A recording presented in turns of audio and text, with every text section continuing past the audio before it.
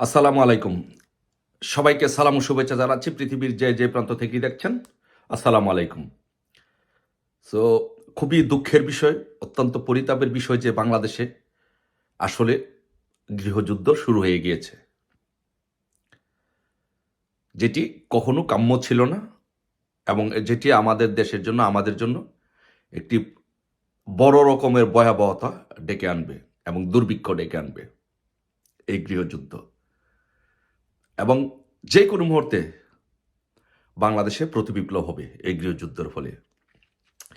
বাংলাদেশে কেন গৃহযুদ্ধ হচ্ছে, কেন প্রতিবিপ্লব হবে এবং কেন দুর্ভিক্ষ দেখা দিবে, এর মূল কারণটা যদি আমি বলি যে আসলে যে 5ই আগস্টে আওয়ামী লীগ সরকারকে হটানোর জন্য যে পরিকল্পনা নীল নকশা করা হয়েছিল, সেই নীল নকশার মধ্যে বেসিকলি যে ইসরায়েল থেকে একটা পানি সরবরাহ করা হয়েছিল, যে পানিটা মুগ্ধ, অনেকেই খাইয়েছে পানিটা, মানুষকে, আন্দোলনরত মানুষকে এই পানিটা দিয়েছে, বাট মুগ্ধ ছেলেটা আলোচিত হয়েছে বিকজ তারে নিয়েই এই আন্দোলনটা ডিজাইন করা হয়েছিল।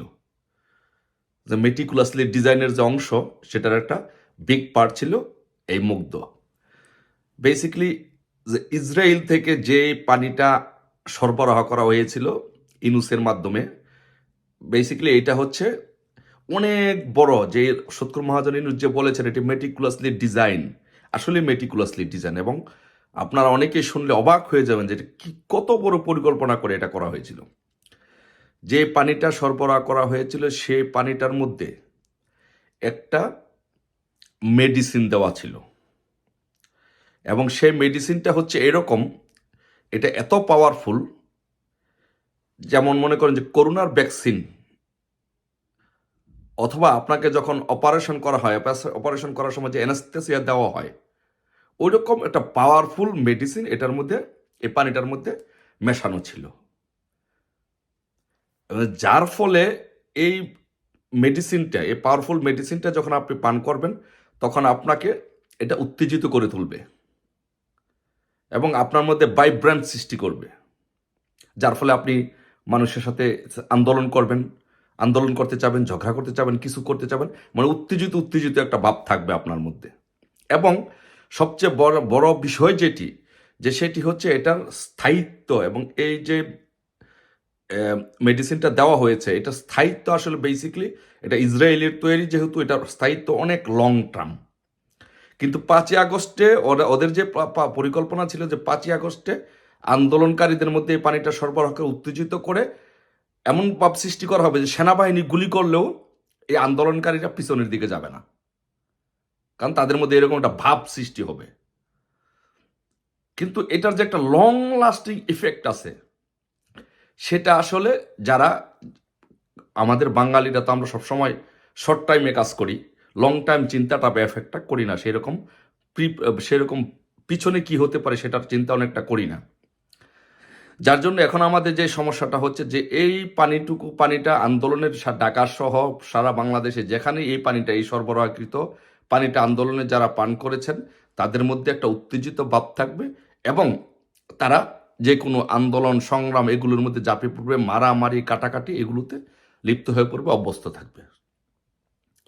এখন যে জিনিসটা হচ্ছে যে এই পানিটি যারা পান করেছেন এবং বাংলাদেশে আরো অন্যান্য বিষয়ের সমন্বয়ে এমন একটি ঘটনা উদ্ভব হয়েছে যে এখন তাদেরকে আর নিয়ন্ত্রণ করা সম্ভব হবে না, কারণ এটা লং লাস্টিং ইফেক্ট আছে। এটা তাদের দেহে কাজ করবে প্রায় 2 থেকে 3 বছর, এটা কাজ করবে মিনিমাম। আপনার সেটা যেটা মিনিমাম 1-1.5 বছর এটা ফুল ফ্লেজে কাজ করবে, তারপর আস্তে আস্তে এটার যে পাওয়ার সেটা আস্তে আস্তে রিডিউস হবে, কমবে, লোয়ার হবে। সো তার মানে হচ্ছে বাংলাদেশে গৃহযুদ্ধ। দেখেন, এই ফেসিস্ট সুৎকুর মহাজন ইনুস একটা দেশকে ধ্বংস করার জন্য কত বড় একটা পরিকল্পনা করে সে বাংলাদেশের মানুষগুলোকে, এই কোমলমতি ছাত্রছাত্রীদেরকে ধ্বংস করে দিয়েছে তাদের জীবনটা। আজকে তাদের কোথায় পড়াশোনা, আজকে তাদের কোথায় তাদের জীবন, কোথায় তাদের পরিবার, আজকে কলেজগুলোর সাথে মারামারি করছে, প্রতিষ্ঠানের সাথে মারামারি করছে। বাংলাদেশে আগে এইগুলো ঘটনা দেখেছেন? দেখেন নাই। এগুলো বাংলাদেশে শুরু হয়ে গেছে, এগুলো চলবে, এবং গৃহযুদ্ধের হাত থেকে এবং প্রতিবিপ্লবের হাত থেকে বাংলাদেশকে আর কেউ রক্ষা করতে পারবে না। কারণ এই পানি যারা পান করেছে তাদেরকে আবার এই পানির যেই একটা ক্রিয়া আছে, এটা যদি ধ্বংস করতে হয় তাহলে তাদেরকে আবার আরেকটা ভ্যাকসিন দিতে হবে এটার বিপরীতে। তো সেই ভ্যাকসিন দিতে হলে সেই ভ্যাকসিন প্রডিউস করতে হবে, সেই ভ্যাকসিন আবার ইসরায়েল থেকে বা মার্কিন যুক্তরাষ্ট্র থেকে নিতে হবে, তারপরে সবাইকে খাওয়াতে হবে। এই যে একটা লং প্রক্রিয়া, এর মধ্যে বাংলাদেশে অলরেডি গৃহযুদ্ধ শুরু হয়ে গেছে। বাংলাদেশে গৃহযুদ্ধ বড় আকার ধারণ করবে, প্রতিবিপ্লব হবে, মারামারি হবে, দুর্ভিক্ষ হবে। এই হচ্ছে সুদখোর মহাজন ইউনূসের দেশ ধ্বংসের পরিকল্পনা। এখন প্রিয় দেশবাসী, আপনারা দেখেন যে আপনাদের জীবন কিভাবে একজন হিলারি ক্লিন্টন ফাউন্ডেশনের একজন দালাল, জো বাইডেনের একজন দালাল কিভাবে এই দেশের মানুষকে ধ্বংস করে দিল, ছাত্রছাত্রীদের জীবনটাকে কিভাবে ধ্বংস করে দিল আপনারা দেখেন। একটা সোনার বাংলাদেশ, যে দেশটি তিলে তিলে তিলে তিলে দেশটি গঠন করা হয়েছে, সেই দেশটি আজকে গৃহযুদ্ধের পথে। আজকে কলেজগুলো মারামারি করছে। দেখেন, এক কলেজ, সোহরাওয়ার্দী কলেজ মারামারি করছে আরেক কলেজের সাথে। তিতুমির কলেজের ছাত্ররা রাস্তায় নেমে আসছে, সেনাবাহিনী তাদেরকে কন্ট্রোল করতে পারছে না। ওইদিকে প্রথম আলো নিষিদ্ধের দাবিতে একটি সংগঠন, কেউ বলছে তাদেরকে জঙ্গি সংগঠন, কেউ বলছে কি সংগঠন, তাদেরকে তারা আন্দোলন করছে প্রথম আলো অফিসের সামনে। অন্যদিকে হিন্দুদের নেতা, ইসকনের নেতা চিন্ময়কে গ্রেপ্তার করা হয়েছে, চিন্ময় সাহেবকে গ্রেপ্তার করা হয়েছে। এর জন্য শাহবাগের লোকজন আন্দোলন করছে, ওইদিকে চট্টগ্রামে আন্দোলন করছে। অন্যদিকে তাবলিগ জামাতের লোকজন, এক সাতপন্থী জুবায়েরপন্থীরা প্রস্তুত যে কোনো সময় রক্তক্ষয়ী সংঘর্ষের জন্য।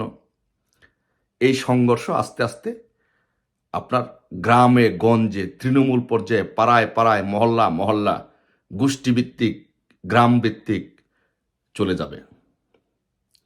কারণ মানুষের যখন আয় রোজগার থাকবে না, একদিকে এই মেডিসিন পুশ করার ফলে, আপনাকে দেওয়ার ফলে, এই পানির সাথে এই মেডিসিন দেওয়ার ফলে, যে মুগ্ধরা যে পানিটি দিয়েছে সেই পানির সাথে মেডিসিন দেওয়ার ফলে একটা বাংলাদেশের বিশাল একটা তরুণ সমাজের ভিতরে সেটা ঢুকে গিয়েছে, এটার ক্রিয়া কাজ করতেছে। এখন তারা যুদ্ধ করতে চায়, সংগ্রাম করতে চায়, তারা উত্তেজিত হয়ে যায়। আর পাশাপাশি মানুষের যখন আয় রোজগার থাকবে না, মানুষের যখন পরিবারে শান্তি থাকবে না, মানুষের যখন খাবার থাকবে না, তখন মানুষ রাস্তায় নেমে আসবে। আজকে ঢাকায় 20 লক্ষ লোকের সমাগম হইতো, যে কি একটা সংগঠনের ব্যানারে, যে মানুষ ঢাকা আসছিল, কিন্তু তাদেরকে বিভিন্নভাবে গ্রেফতার করে, অ্যারেস্ট করে তাদেরকে ডিসপাস করে দেওয়া হয়েছে। কিন্তু কত থামাবেন আপনি, কত লোককে থামাবেন আপনি? সারা বাংলাদেশে 18 কোটি লোক, এর মধ্যে 15 কোটি লোক আপনার ঢাকায় চলে আসবে, আপনার ঢাকামুখী হবে। এই কিছুদিনের মধ্যে 15 কোটি লোক ঢাকামুখী হবে, সব ঢাকায় চলে আসবে। ঢাকার এই ইউনূসের, এই ফ্যাসিস্ট ইউনূসের যমুনার ইট একটা একটা করে পর্যন্ত খুলে নিয়ে যাবে। কিন্তু ইউনূস নিজেও বুঝতে পারে নাই যে ইসরায়েল যে পানিটা সরবরাহ করেছে, এটার এফেক্ট হবে, এই লং লাস্টিং এফেক্ট হবে। ইভেনচুয়ালি ইউনূস নিজেও কন্ট্রোল করতে পারবে না। ইউনূস সেটা নিজেও কল্পনা করে নাই। কিন্তু আজকে এই হচ্ছে আমাদের অবস্থা। আজকে দেশে গৃহযুদ্ধ চলছে, মানুষের জীবন আজকে নিরাপত্তাহীনতায় ভুগছে। সেনাবাহিনীগুলোকে সব জায়গার মধ্যে কাজে লাগানো হচ্ছে, সেনাবাহিনীগুলোকে বিতর্কিত করা হচ্ছে। মানুষের উপর, মানুষকে আঘাত করার জন্য এই সেনাবাহিনীকে, সাধারণ মানুষকে প্রহার করার জন্য, পিটানোর জন্য সেনাবাহিনীকে ব্যবহার করা হচ্ছে। সেনাবাহিনী যখন আন্তর্জাতিক পরিমণ্ডলে বিতর্কিত হয়ে যাবে, তখন সেনাবাহিনীগুলোকে জাতিসংঘের মিশন থেকে, সব মিশন থেকে তাদেরকে যখন ফেরত পাঠানো হবে, তারাও বিপ্লবী হয়ে উঠবে। তখন তাদেরকেও দমানো কষ্ট হয়ে যাবে। আজকে বাংলাদেশে এমন এক পরিস্থিতি, এই দুর্ভিক্ষের জন্য কে দায়ী? এই দুর্ভিক্ষের জন্য আজকে দায়ী হচ্ছে সুদখোর মহাজন ইউনূস এবং বিএনপি জামাত জঙ্গি সংগঠন। তাদের জন্য আজকে বাংলাদেশের এই অবস্থা। আর এই এই পরিস্থিতির জন্য, এই পরিস্থিতি হওয়ার কারণে আরও কি হবে জানেন?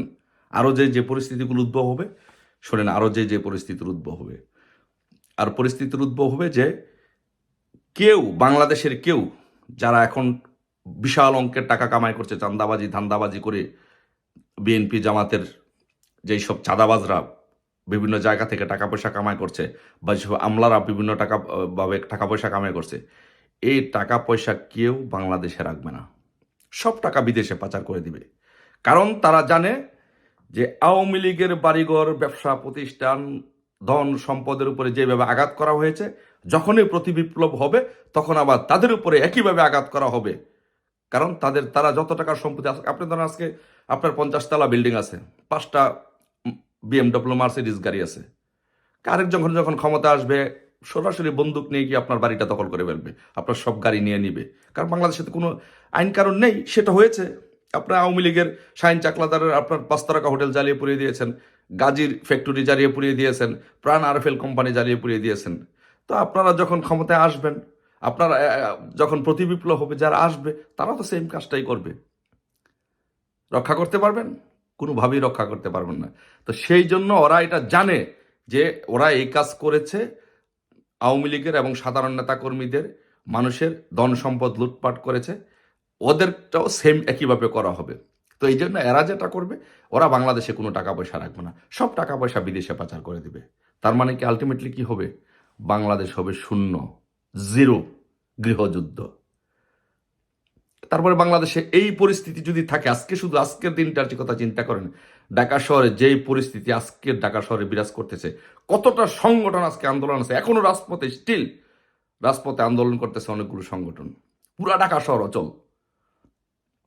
এই পরিস্থিতি কি বাংলাদেশে আপনারা মনে করেন কোনো বিদেশি বিনিয়োগকারী সংস্থা বাংলাদেশে বিনিয়োগ করতে যাবে? একবার প্রশ্ন করুন, এই পরিস্থিতিতে পৃথিবীর কোনো দেশ কেউ বাংলাদেশে বিনিয়োগ করতে যাবে না। তা বা বিদেশি বিনিয়োগগুলো যদি বন্ধ হয়ে যায়, না করে, তাহলে কি হবে? অর্থনৈতিক সংকট দেখা দিবে, মন্দা দেখা দিবে, দুর্ভিক্ষ দেখা দিবে, গৃহযুদ্ধ যেই শুরু হয়েছে সেটা প্রকট আকার ধারণ করবে। গার্মেন্টস, বাংলাদেশের অর্থনীতি নির্ভর করে গার্মেন্টসের উপরে। আজকে বিদেশের কোনো প্রতিষ্ঠান আজকে বাংলাদেশের গার্মেন্টস থেকে কেউ গার্মেন্টস পণ্য অর্ডার দিবে না, এলসি করবে না। এলসি কারণ কি? যে ওরা জানে যে বাংলাদেশ যে আনস্টেবল বাংলাদেশ, যে গৃহযুদ্ধের বাংলাদেশ, সেই গৃহযুদ্ধের বাংলাদেশে যদি পণ্য অর্ডার দেওয়া হয়, পোশাক অর্ডার দেওয়া হয়, তাহলে সেই অর্ডার অন টাইমে আসবে না। যদি না আসে তাহলে কি হবে? যদি না আসে তাহলে এই বিদেশি গার্মেন্টস, বিদেশি যারা কাপড়ের ব্যবসা করে প্রতিষ্ঠানগুলো, তারা ক্ষতিগ্রস্ত হবে। সেই চিন্তা করে তারা বাংলাদেশে অর্ডার দেওয়া বন্ধ করে দিবে, তারা অন্য দেশে অর্ডার দিবে। তার মানে গার্মেন্টস শিল্পটা ধ্বংস করে দিল এই সৎকর মহাজন ইউনূস এবং বিএনপি জামাতের যারা উচ্চবিলাসী ক্ষমতায় ভোগ করতে চায়, লুটপাট করতে চায় তারা। এই পরিস্থিতির কারণে, গার্মেন্টস বন্ধ হওয়ার কারণে, নতুন বিনিয়োগ বন্ধ হওয়ার কারণে, আর বাংলাদেশ থেকে হাজার হাজার কোটি টাকা পাচার করার কারণে আজকে দেশ একদম গৃহযুদ্ধ, দুর্ভিক্ষ সব দিন দিন বৃদ্ধি পাবে। গৃহযুদ্ধ শুরু হয়ে গেছে, সেটা প্রকট আকার ধারণ করবে। লক্ষ লক্ষ মানুষ বাংলাদেশে মারা যাবে। চুরি ডাকাতি, দিনের বেলা চুরি ডাকাতি হবে। কারণ মানুষের পেটে যখন ভাত থাকবে না, আপনি খাবেন, সেটা হবে না। সে যখন মরে যাবে, তার যখন জীবনের প্রশ্ন আসবে, সকাল আপনার বাড়িতে রাতে ডাকাতি করবে, অস্ত্র নিয়ে যাবে। এ হচ্ছে পরিস্থিতি বাংলাদেশের, এ হচ্ছে পরিস্থিতি। এখন দেখেন যে বাংলাদেশটাকে আজকে এই সৎখোর মহাজন ফ্যাসিস্ট স্বৈরশাসক ইউনূসরা কোথায় নিয়ে গেছে। আমি মনে করি বাংলাদেশের জনগণকে আমি বিনীতভাবে অনুরোধ করব, ছাত্র জনতাকে আপনাদেরকে অনুরোধ করব, আপনারা যদি এই গৃহযুদ্ধটাকে যদি থামাতে চান, এই বাংলাদেশের দুর্ভিক্ষটাকে যদি থামাতে চান, ইউনূসের হাত থেকে যদি দেশটাকে রক্ষা করতে চান, আপনারা সকলে একটা প্রতিবিপ্লব করে ইউনূসকে হটিয়ে এখনই 1 মিনিট দেরি করবেন তো আপনার সন্তান মারা যেতে পারে, আপনি মারা যেতে পারেন, আপনার পরিবারে যে কেউ মারা যেতে পারে, সে আঘাতটা আপনার উপর আসতে পারে। এখনই সময় এখনই প্রতিবিপ্লব করে এই ইউনূস সরকারকে হটিয়ে এই ইউনূসকে বাংলাদেশের মাটি থেকে বিতাড়িত করে আগের যে সরকার ছিল সেই সরকারটি পুনর্বহাল করে তার হাতে ক্ষমতা দেন। সে বিশ্বের সমস্ত নেতাদের সাথে তার ভালো সম্পর্ক, রাষ্ট্র পরিচালনার ক্ষেত্রে শেখ হাসিনা একজন বিশ্বের অন্যতম দক্ষ একজন প্রধানমন্ত্রী। তার হাতে আবারও ক্ষমতা ন্যস্ত করেন, তাকে আবারও প্রধানমন্ত্রী করে দেন। দেখবেন এই দেশটা গৃহযুদ্ধের হাত থেকে রক্ষা পাবে, দুর্ভিক্ষের হাত থেকে রক্ষা করবে, হানাহানির হাত থেকে রক্ষা করবে। আর যদি সেটি করতে আপনি ব্যর্থ হন, আপনার সন্তান ব্যর্থ